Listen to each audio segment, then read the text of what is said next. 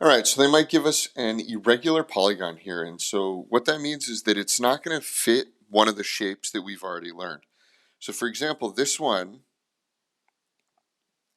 is like a trapezoid, right? So the trapezoid has a base and a height, but we don't know the area of a trapezoid yet. Some of you might, but we're going to have to split it up into two shapes. So I'm splitting it up into this triangle, into this parallelogram.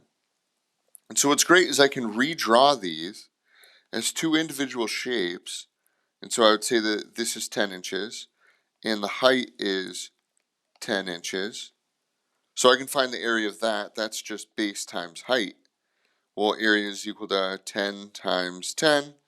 Area is equal to 100 inches squared for this piece.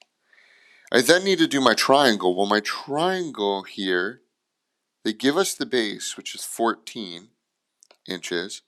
And the height is going to have to be the same as what the parallelogram was. So that's 10 inches. So area is equal to 1/2 base times height. 1/2, well, my base was 14, height is 10. So my area is equal to 70 inches squared. The final area of the whole thing is if I did 100 plus 70, which is equal to 170 inches squared.